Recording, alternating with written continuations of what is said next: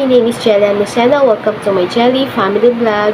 At kung kayo po ay bago sa aking channel, pa-subscribe na lang po sa aking channel para po ma-update po kayo sa aking mga ilalabas na videos. Ngayon po, ang topic po natin ngayon ay paano po ba lumabas sa YouTube ang iyong YouTube channel at ang videos na in-upload nyo po sa YouTube.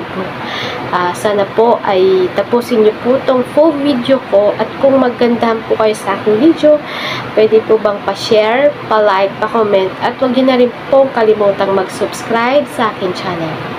Thank you! Okay, alright. Andito na tayo sa ating phone. Pipindutin lang po natin yung YouTube. Tapos, nandito na tayo sa my YouTube app. Tingnan po natin yung mga sample ng title nila. Yan po yung mga sinesearch natin sa YouTube o kaya nung iba, sinesearch nila dyan.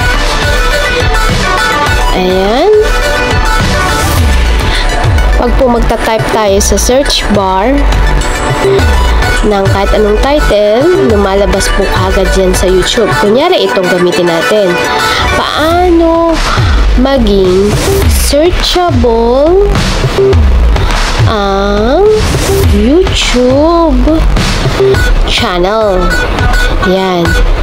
Sa search bar na yan, magkukusang lumalabas ang mga iba't ibang YouTube video, pero ang keyword natin hinahanap ay paano maging searchable ang channel. Ayan, yan yung mga sample na hinahanap mo. Lumalabas ka agad sa YouTube. Ayan, paano lumabas yung video title mo sa YouTube automatic. Ayan o, yan yung sinearch natin kanina. Paano maging searchable ang YouTube video mo, katulad niyan. Lumabas na kagad siyang iba't ibang video, pero iisa lang ang topic niyan. Paano maging searchable. Ngayon, pupunta tayo sa Google. Tapos, i-type natin yung www.youtube.com. Dito na tayo mag-uumpisa. Puntahan natin si YouTube Studio.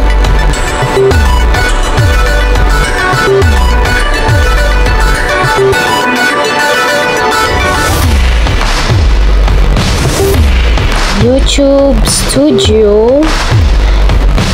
Tapos, pupuntahan natin yung settings. Doon natin ilalagay yung YouTube channel mo. At saka yung title ng iyong video para maging searchable siya sa YouTube. Yan. Nandito na tayo sa settings ng YouTube Studio. Pindutin natin yung channel. Ayan. May makikita kayo dyang keyword. Ayan.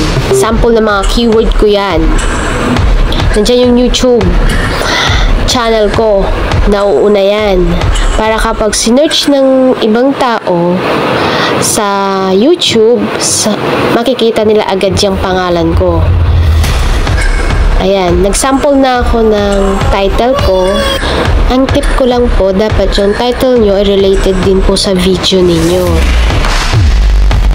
Yan lang po kadali kung paano maging searchable ang iyong channel at yung title ng video mo.